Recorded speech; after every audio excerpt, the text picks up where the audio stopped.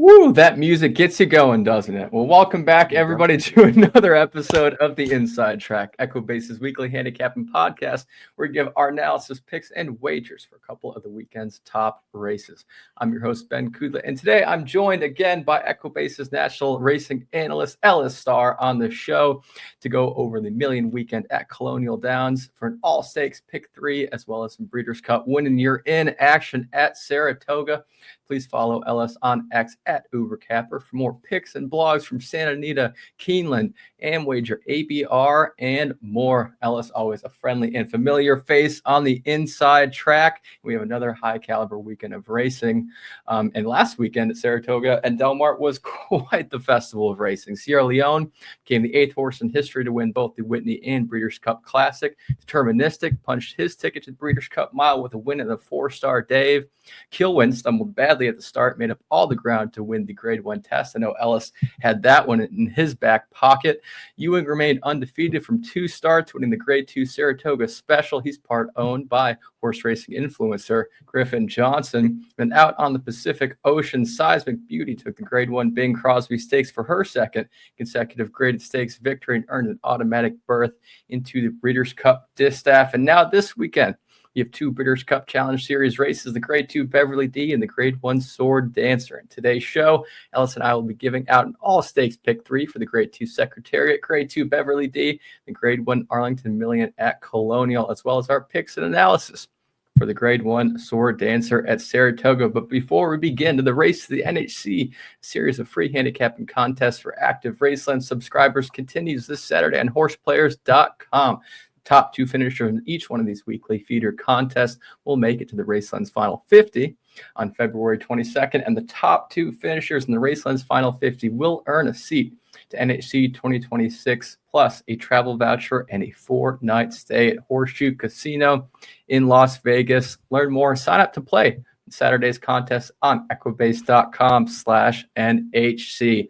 Well, we have a lot of stakes to get through, so let's just dive right in. The Grade 2 Secretariat Stakes, 9th race at Colonial, and the first leg of our all-stakes pick 3 on Saturday, 1 mile on the inner turf for 3-year-olds. Last year's winner was Tricari for trainer Graham Motion with John Velasquez aboard. We got a field of 8 competing for the lion's share of the $500,000 purse. Ellis, who's on your leg for the first, or who's on your ticket for the first leg of the pick 3? Well, I'm going a little shallow in the next 2, Ben, 2 by 3. So I'm going to go 5 here. It'll be a $15 ticket for 50 cents, but it's 5 out of 8. But I'm going to start in terms of the horses are going to be, what do you got? Oh, that's my pick 3, 4, 5, 6, 7, 8. There you go. With the 6 Anagata, 12-1 morning line. I can't resist this. This horse was first entered in the Boston Spa and scratched on Thursday, but also it was just ran fantastically. 1 race before last, rallying, beating the neck. The horse that beat Anagata is Native Runner. We can pick this up here. Where we got about 115 and number 4, and see 2 West Points in front, sitting there in 4th right now. Going to rally and make the lead. Going to roll past these 3 horses in front and get run down by another horse even further back, actually rolling past 4 horses and getting run down. This last quarter was 22.7. The Equibase figure was 102. That is as good as Dream On, the favorites figure from the Penn Mile. Going to get run down by Native Runner. And like I said, Native Runner came back, ran second in the American Derby. The 5th horse out of this race came back and ran second in the Nashville Derby. So everything is really, really good for this house and this horse. And Tyler Gaffleon gets on. Gaffleon, since he's coming back from his comeback on 8-5, 11 wins, 6 seconds, 6 thirds, 22 in the money from 23 in the money from 45 starts. He's been on a tear since he got back. It's so happy to see him back in winning form on the racetrack, let alone winning form. So 100%. So this 6-7 race is representative. What the horse can do was at a mile, same as this. It was as fast as the best horse in the race, the lowest odds horse, and I think really good race. And I got a top pick in this race. Quickly, number 4, Simulate. Won a first level allowance race. We don't need to show it after all. First level allowance race at Saratoga, mile and a 16th. Allowance 1X, also with a 102 figure. It was as good as Dream On's figure and Anagata, again, 102. Excellent race. Junior Alvarado skipping of course, taking some races at Colonial and skipping Saratoga this weekend, but this is one of his many good mounts. And this horse also improving very nicely. 5 Antisocial, another horse with decent odds of 10-1. A horse that is a half to Keeper of the Stars, won $600,000, 6-15, won the 2020 Grade 1 Gamely. And Antisocial just also won at the same level as Simulate, basically the allowance 1x to lifetime level with a 100 figure, and gets a Louis Saez to ride. So those 3 are the 3 I'm looking at least 2 to bet to win, all 5 in the pick 3. Okay. All right. Yeah, you're going deep in here. I like it. I could see a big shot coming in here. I kind of went try to beat the 8 as well, but of course the 8, the big favorite, is on each of our tickets just in case. But my top play, I did actually go with Gio Coso in here, the 1, 6-1 morning line for Keith DeSorma with Ben Curtis aboard. Love Ben Curtis aboard, not just because he has the greatest first name, but he's dominating the Colonial meet right now with 18 wins. In the last 10 days, he's winning at 37%, 7 wins from 19 starts, 11 in the money. I mean, he's riding really well right now. Gio Coso, one of the 3, not this time Colts in here at Gio Coso, Antisocial you got, and Dream On. But he started his career last June in a dirt sprint at Churchill, finishing 5th. Try him on the turf at Ellis last July, runs 2nd by half a length, going a mile. Comes back a month later to dominate main special weight, going a mile 16th on the turf by 6 1/4 lengths over Minaret Station. He was not lost since, with a Grade 2 win and a win in the American Derby. So after breaking his maiden, for whatever reason, they put him back on the dirt. The Grade 3 Iroquois runs okay, 3rd by 7 lengths. Goes back on the turf at Keeneland in the Grade 2 Castle and Key Bourbon Stakes. Finished 6th by 4.5 lengths, running a 90 Equibase speed figure. However, the 1st, 2nd, and 3rd place finishers in that race came back to win a stakes race in their next start. And, he finished 4th. So a month later, he runs an allowance at Churchill, going a mile 16th on the turf, wins by 3/4 of the length, earning a 92 Equibase speed figure. This was his last win. But his next 2 starts were in the Grade 2 Risen Starr, back on the dirt, finishing last, and the Grade 3 Jeff Ruby Stakes on the all-weather, which he definitely didn't take to. And then last time out, he finally goes back on the grass, running that Grade 1 American Turf at Churchill in May, finished 5th. But I thought ran pretty dang well, earning a career best 100 Equibase speed figure. Closed well, too, finishing 5th by 4 lengths to Zulu Kingdom and Test Score, who both won graded stakes races in their next start after that race. Dropping in class here after that Grade 1, I don't know. I think he might take a win in here. And if you look at his turf races for the speed progression, 86, 83, the 90, 92, 100. 2 wins in a second from 5 starts in turf against easier company today. I think I'm going to go for it at 6-1. But I'm also going to back him up with Dream On. I guess we haven't talked about this horse yet, but looks much the best in here from Mark Cassie. Javi Castellano coming in to ride. Interesting 2-year-old campaign. Won a main special weight at Ellis, going 5.5 on the turf in his second career start. Then finishes 2nd in the Soaring Free Stakes at Woodbine to the 7, Kyra Caper in here. That runs 3rd to New Century in the Grade 1 Summer Stakes at Woodbine, and then enters a Breeders' Cup Juvenile Turf with only a maiden win under his belt. And he ran super well. Led almost the whole way, was caught at the wire, finishing 5th by 2 1/4 lengths to Henry Matizé. Hopefully I'm saying that right, Ellis. But no need for a long layoff. Do you want to know? I do. It's a famous sculptor, and his name is Henri Matisse. Oh, I have a really funny artist joke. I'll tell you later. Okay, Henry Matisse. Okay, but anyway, all right, got to look back at my notes. But anyway, he didn't take a long layoff because his horse came back as a 3-year-old with vengeance. Wins an allowance optional at Gulfstream, going a mile 16th on the turf in January. Has a tough race in that listed Columbia Stakes at Tampa, finishing 5th by 15.5 lengths with pretty much no excuse. But he did come back to win the Woodhaven Stakes at Aqueduct, going a mile on the turf in a thrilling finish. Then he won that Grade 3 Penn Mile last out in the yielding turf course over Kyra Caper, the 7 in here. Ran against some big names. He ranked 1st in average class in the year of a 95, ranked 1st in late pace rating of a 112.5.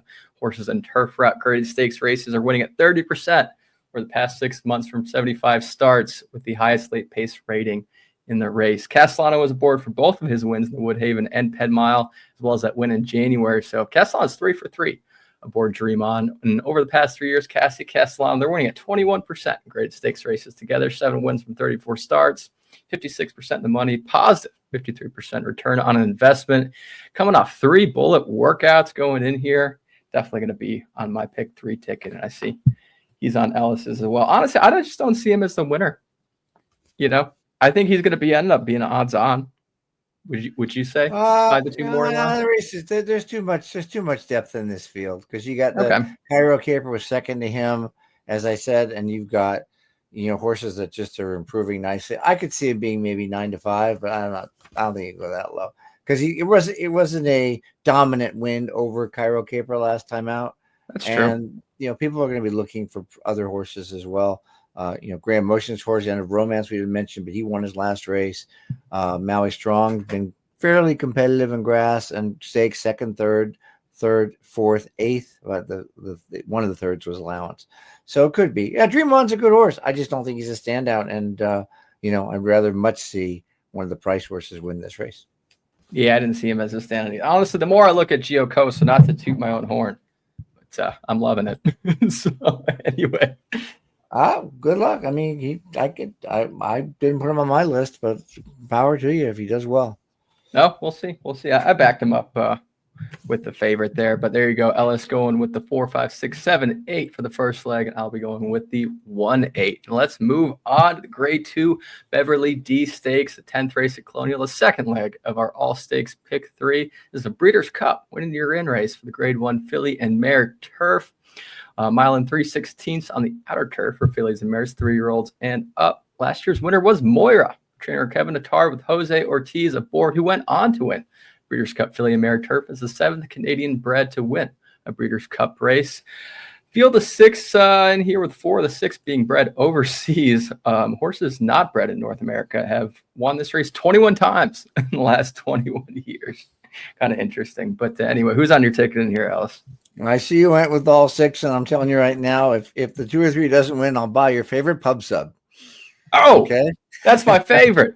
I'll buy your favorite. I love pubs. The Italian, because I don't think I think the 2 and 3, if you run the race 100 times, they win about 80 times out of 100. The others have some chances, but it's gonna be very tough to beat them. Be Your Best, for those that don't know, scratched he's going to scratch probably because it looks like the weather's gonna be good at Colonial. Scratch out of the race on Friday at the Boston Spa on Friday. Yes, at Saratoga to run in this race, and Beach Bomb. So I'll start with Beach Bomb, much better odds at 4-1. The only horse I consider to bet to win in this race, and of course, they're going too deep in the pick 3. Beach Bomb led in the stretch, even though it doesn't show in between calls in the Grade 1 New York Stakes to a monster named She Feels Pretty, who would be the odds-on favorite here. Twice in a row, Beach Bomb has kind of run so in the stretch, from a head back to a half back last race, from a head back to finishing second, 3.5 back before that in the Sheepshead Bay, held on by a head before that, but still very, very strong. A 110 Equibase speed figure, the same 110 that Be Your Best earned in the Gamely last time out. Nobody else is close to a 110. The rest are about 102, which is about 5 lengths less fast, 5 lengths slower, I should say. And Beach Bomb just very, very good. The fact that she led in that race, it was 4 lengths between her and She Feels Pretty back to the rest. I think she's the one to beat. Be Your Best, not a knock. She'll probably go for the lead. Nobody else wants to lead in this race except maybe Charlene's Dream, but Be Your Best did win from off the pace 3 back in the Pacific, in the Pegasus World Cup Filly and Mare Invitational. Then bombed in the Jenny Wiley, ran horrible at 6-1, then came back to win the Gamely. Your best assets here again. Tyler Gaffalione could win 2 in a row here. If you Anagata and Be Your Best just on a daily double by itself would be fantastic, because you're getting 12-1 in Anagata, and then you're going to take the favorite here with Be Your Best. So Be Your Best and Beach Bomb for me. Oh, okay. Well, I appreciate the pub sub. I kind of hope someone else wins. I have all. Yeah. Well, no. Beach Bomb I have on top and Be Your Best in second. Okay. And I mean, all right, Be Your Best. I really liked her. What was that? And then Diana, but that was basically just, you did too, solely for the pace scenario. So I'm going with Beach Bomb as well for my top play. South African bred, Grand Motion, like you said. Luis Saez back aboard, had 2 Group 1 wins in South Africa before coming to the States. But just that last race, honestly, to me, and everything else you said, but in that Grade 1 New York, I mean, ran a 110 to She Feels Pretty, who would be the favorite in here by a lot. I think she's just poised to pounce today. Ranked first in late pace rating as well, by a lot. The 110.5, ranked second in average class and average speed too. Be Your Best. The 2, Grand Motion. He's been at 33% in stakes races at Colonial. 4 wins from just 12 starts, but 2 years. I just think it's a perfect spot for this horse. So I am all in on Beach Bomb as well. And then Be Your Best. Yeah. I mean, everything I said in the Diana kind of applies here. I like that horse a lot. And Gaffleon and Safi, they're winning at 32% in all races together the past year. 19 wins from 59 starts, 61% in the money, ranked first in early and middle pace rating. But second to my Beach Bomb. All right. What do you think about Spanish Eyes? So obviously we both like Beach Bomb and Be Your Best. This is who I had it as my third play. I thought it was pretty interesting. A German bred for Brendan Walsh with Ben Curtis aboard, making her third start in North America. Finished fourth by a length in quarter on debut, stateside and allowance. Churchill ran second by head last time out in that Grade 3 Robert G. Dick Memorial Stakes at Delaware, going a mile and 3/8 on the turf. Germany, she broke her maiden by 5 lengths on career debut before running in 4 straight group races, finishing out of money in 3 of those, but ran second in a Group 1 last August. I thought she was closing really hard in that Robert G. Dick Memorial last out, ran a very game second. I think she's due for a big performance. So I had her in third. What are your thoughts on Spanish Eyes? I think she's 5 lengths slower than Be Your Best at Beach Bomb, so she definitely come in third. Play a trifecta, 2-3, 2-3 with 5. Make it a $10 try. Maybe you'll get $200 back. I like that. Well, Ellis and I both have Beach Bomb on top in here, but Ellis going with the 2-3. I'm going with all. Figured might as well, only a 6-horse field. But let's get to the feature here at Colonial. The Grade 1 Arlington Million Stakes, 1.25 miles on the outer turf for 3-year-olds and up. I just absolutely love this race. One of my favorites of the year. Nostalgic, grew up at Arlington Park. But past winners include the Tin Man, Gio Ponte, Real Solution, the Pizza Man, the only Illinois bred to win, Beach Patrol, Bricks and Mortar. But last year's winner was Nation's Pride for trainer Charlie Appleby with William Buick aboard. Field of 8 in here for the first ever $1 million race that was run in North America. I see you got 358 on your ticket. What are your thoughts on those? Vesting. Look at you got vesting on top. Yeah, no. Top pick Cairo. This is our race. This is the Equibase race of the week. Top picks Cairo, the integration investing as a price horse. Don't like many of the others here. I think there's a decent amount of speed. Time Song, Runaway Storm. Speed, not going to be fast, but they could battle each other enough that they get tired. Vesting could be sitting in third, which is why I like her, as the other ones go past the Cairo and integration. But Cairo, interesting horse. Alice Haynes, a very good trainer. Horse based at Newmarket, purchased last year from Coolmore and ran really well in the Group 2 Huxley Stakes on May 9th, I think. And I don't know if you got this pulled up. Oh, yeah, I did pull this one up. This was a good stretch run. You can get these great European races here. Huxley Stakes, I forget. Let's see. She's the black cap, I believe. Black cap. He's the black cap. Move now. And we can watch it all the way out. Challenge bolster still going. Gonna run a heck of a race. They're gonna come to him, and that was him on the white cap going by. Sorry, it wasn't blue cap. I think he finished second on that Huxley. That's him, the 2. That's right. I'm sorry. He did hold on really well. That's correct. And the horse that won was the Foxes, who's a really good horse. Comes back and runs third in the grade Group 1. Queen Anne at Royal Ascot, again, really good in a 10-horse field. To Rosalian, who comes back to run second in the Sussex Stakes and is a Group 1 winner. Back last December at Maidan in the Group 2 Al Rashidja, Cairo ran second in measured time. And measured time, if you recall, I don't know if we talked about it earlier, measured time won last year's Manhattan when it came to the U.S. and is a really good horse. Was also second in the Sword Dancer. So Cairo's got some great numbers here. 120, 114 Equibase speed figure. And that mile in the Queen Anne where he ran third, trainer said horse prefers turns and going to get 2 turns here for sure in the Arlington Million, which he likes a lot, and left-handed, which where he was second in the Huxley Stakes was a left-handed course. Group 2, Group 2, Group 3, Group 2. Those are all 1 grade higher in American racing, is my opinion. Group 2 is grade 1. Just definitely the horse that has the class. to beat these in 4-1. Nothing wrong with the integration. The 8-5 morning line favorite. Second beaten ahead to Deterministic, who of course came back to win. The 4-star Dave. Far Bridge running at Saratoga, and the Sword Dancer came back to win the Bowling Green, and the fourth horse in that race came back to win a classified. Last year in the Arlington Million integration was Second Nation's Pride, who's running the Sword Dancer again. So lots of class, no knocks. And then investing, you mentioned. So the reason I investing is because when a horse makes a training change like this, going from a big barn like Chad Brown to somebody else like Mike Maker, I draw a line through all the other races. I only want to know how the horse is done for Maker. So moving to Maker's barn from March to June layoff, first of all, ran the best race of his career.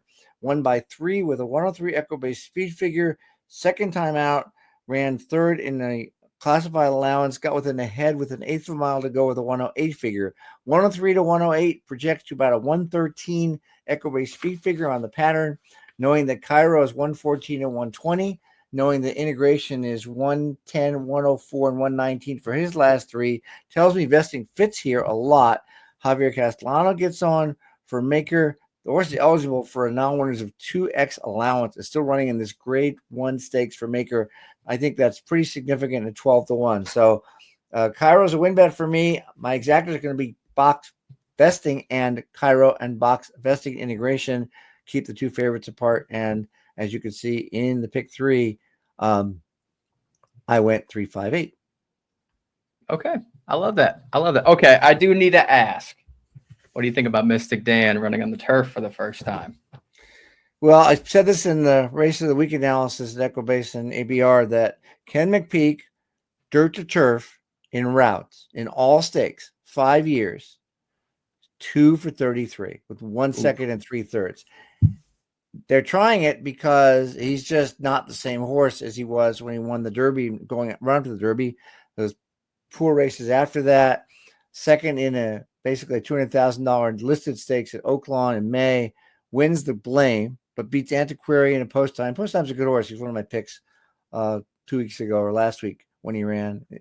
And then fourth in the Suburban, of course, Sierra Leone came back to win the Foster out of the Bourbon Hit Show, came back to run well out of the Foster. But still, it's for me, it's a test drive kind of race, Ben. And I would not be interested. At 10-1, I might be interested. At 9-2, there's no I'd be interested in Mystic Dan, given his breeding is only fair for grass, even though Golden Sense does have 10 furlong turf winners per Raceland's Query I ran. But McPeak's 2 for 33 really puts me off the horse. I agree. I respect that they're trying it. I think I saw on Twitter from Kenny McPeak. He has been training. I don't think he has a posted work over turf course yet, but he has. Yeah, been, he does one on the Saratoga training track. Oh, he did. Okay, there you go. All right, so he does. So at least he has some work on there. He does have the best late pace rating in the race, but it's just such a question mark with that first turf. And like you said, 10-1 would be very interesting, but 9-2, that's a little tough. But I decided to single in here. Nobody really jumped out of the page to me besides integration. I wanted to like Kyra. I was watching an interview with her his trainer, Alice Haynes, and she's like, oh man, this horse is already the king of the barn. And I get the hype, but I mean, if you look at that Queen Anne is 100-1, that was a Group 1. In the Huxley 40-1, that was a Group 2 or Group 1, Grade 1 in Ellis's European terms. But I just, to me, just coming over here, it doesn't mean an automatic win. There's some other tough horses. So I'm going to go with integration here as a single, try to save some money going all in the Beverly D. But hate to pick favorites, but here it is. But going back to last July, integration won that million preview stakes by 6.5 lengths at Colonial. Comes back to run second in that Grade 1 Arlington Million last year by a length and 3/4, earning a 114 Equibase speed figure. Runs fourth in that Grade 2 Kentucky Turf Cup Stakes, Kentucky Downs, the Grand Sonata, the 7 in here. But those races, I'll usually be a little bit more lenient to write off. Some horses just love that unique course. Some horses don't. But he takes a couple-month layoff, comes back to win that Grade 2 Red Smith Stakes Aqueduct by 2 lengths in November. And in his 5-year-old campaign, he finishes second by a neck. Spirit of St. Louis in that Pegasus World Cup Turf in January. Epic race, by the way. He takes a 4-month layoff to come back to run second again to Carl Spackler, the Grade 1 Makers Mark Mile at Keeneland. And in May, he ran 7th in that Grade 1 Turf Classic at Churchill Spirit of St. Louis, which could deter some bettors in here. But he finished 7th by just 2 3/4 lengths behind a wall of horses. If you watch that replay, he had nowhere to go at the 16th pole, and he just kind of had to settle behind horses.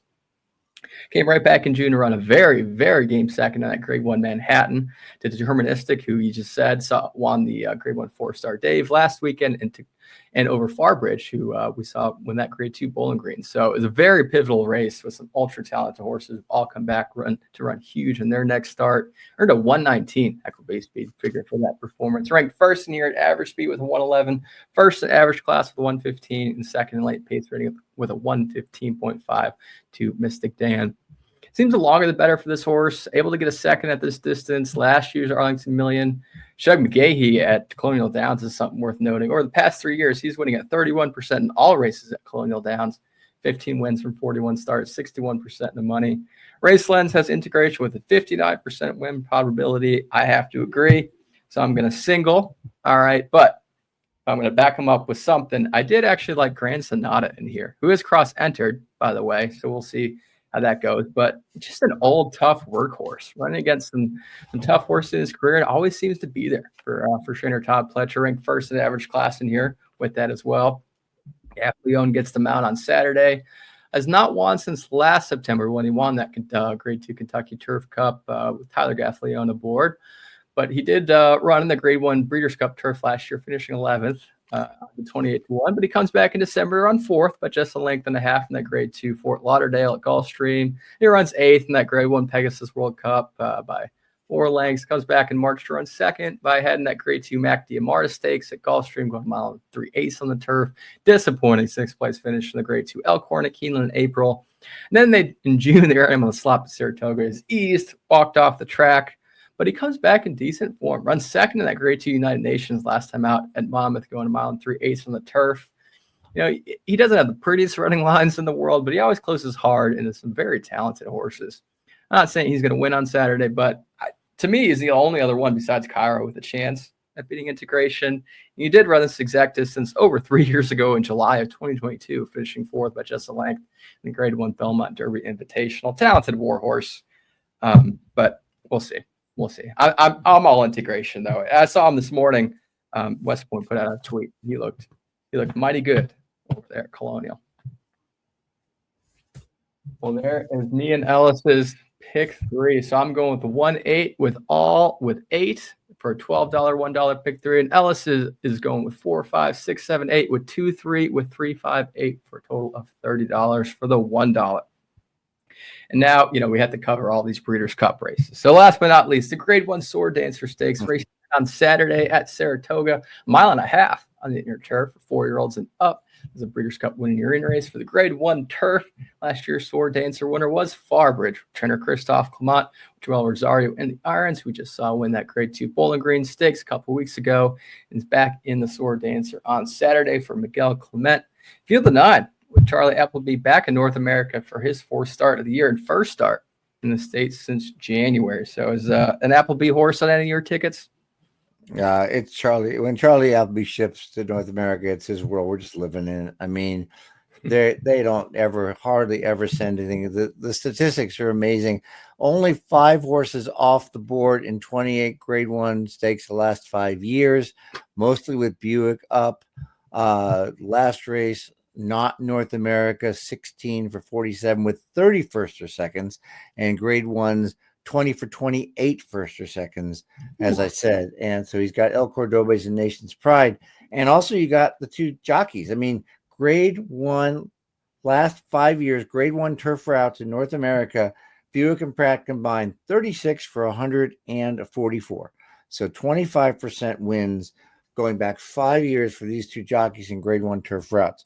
Pratt gets them out in El Cordoba's. Buick rode him last time out. Buick rides Nation's Pride. A couple times he has been ridden by Buick. A couple times he's run badly. But when he had like the Tory here, he ran 3rd and 2nd. So Buick really needs to ride this horse in the U.S. to get the best out of him. But El Cordoba's is just as good, and he's only a 4-year-old. And El Cordoba's, a 4-year-old. Nation's Pride was a 3-year-old when he came to the U.S. and won the Canadian International in 2023. But El Cordoba's is a 4-year-old on a perfect pattern of improving figures 101, 109. I'm tossing the race at York on a really good to firm course where he had some trouble. And then 114, great up pattern. Won the Group 2 Princess of Wales Stakes at Newmarket last month. I watched the race. He was covered up nicely, shifted to the outside and rallied well. That 114 Equibase speed figure is a little lower than Nation's Pride, 116 winning the Arlington last year, but still good enough when you consider he's 4-1, considering Nation's Pride is going to be pretty heavily favored.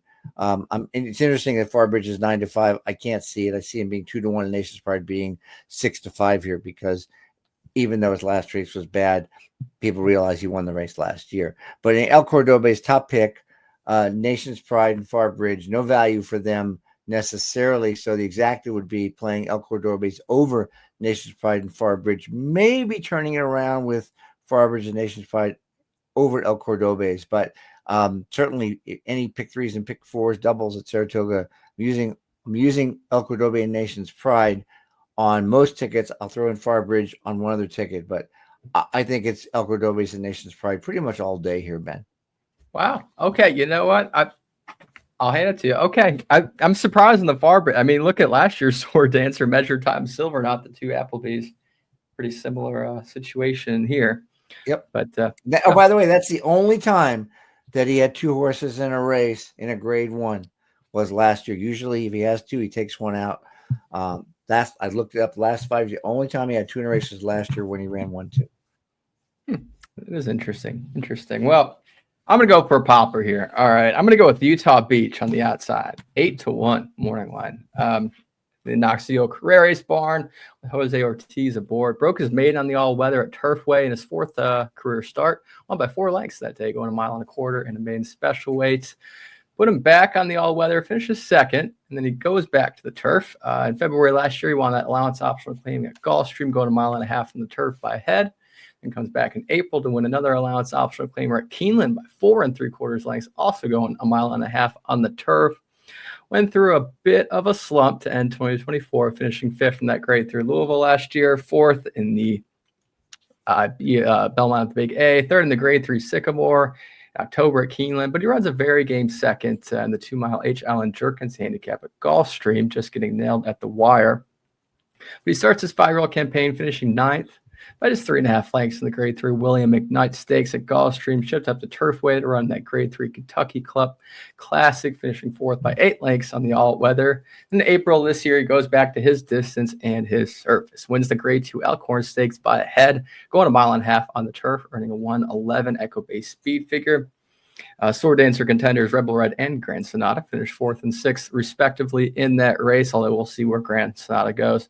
Makes it back-to-back grade stakes wins in May, winning the grade 3 Louisville Stakes by a length and a half. And then last time out, he finished 7th and listed Shorelywood at Rebel Red in here, but he finished 7th by 3.5 lengths. If you go back and watch that stretch run, Utah Beach was coming hard on the outside, but he's checked hard. As a winner, Rebel Red came over in his path, couldn't compose himself in time, and a layup for 7th. I thought that horse should have been taken down. Anyway, I think that race will deter a lot of bettors, and I think Utah Beach would have finished much better, if not won, if he didn't check at that 16th pole. Also in that race, the 2nd, 5th, and 9th place finishers in the Shirleywood came back to win their next start as well. I think this horse just knows how to find the winner's circle. 5 for 16 lifetime. Of 4 of those wins were at 1.5 miles on the turf. 4 for 7 at this distance. So I'm going to go with the 8-1. And then Farbridge. Geez, I mean, he's already earned the right to be the 9-5 morning line favorite in here, I think. Going back to last August, Farbridge won this race last time by length over those two Charlie Appleby contenders. Very similar situation.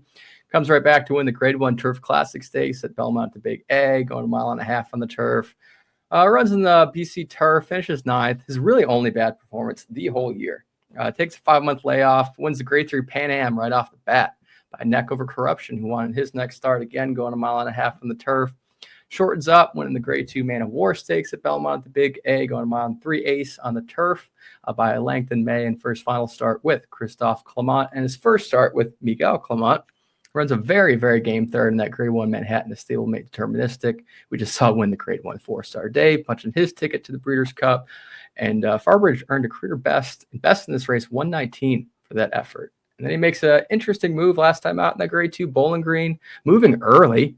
He's 5.5 lengths in front at the third point of call, which is very unlike him, which could be trouble for him on Saturday. But anyway, ended up winning by 3 lengths. He's ranked first in early, middle, and late pace rating, first in average class with a 116, first in average speed with a 113, 3 for 4 at this 1.5-mile distance, 2 wins and a third by neck from 3 starts at Saratoga. And Miguel Clement winning at 36% stakes races at Saratoga this meet. So, all those things, Farbridge is going to be very, very, very tough to beat, but 9-5 would be tough. And like you said, Nation's Pride could be 9-5 as well. So I'm going to try to find some value with Utah Beach on the outside there, with Jose Ortiz having just a wonderful meet at Saratoga.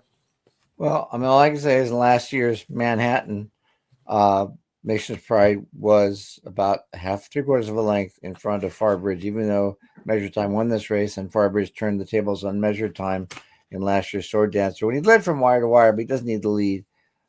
He's a grade 1 winner. I can't knock it, but the only grade 1 winners in the race are Nation's Pride and Farbridge. So grade 1 winners win grade 1 races. That's true. That is very true. That is very true. Well, that is all the time we have. Hopefully you all hit that pick 3 at Colonial on Saturday, and good luck on all your wagers this weekend. Ellis, thanks so much for being on again. Very welcome. We'll see y'all next week.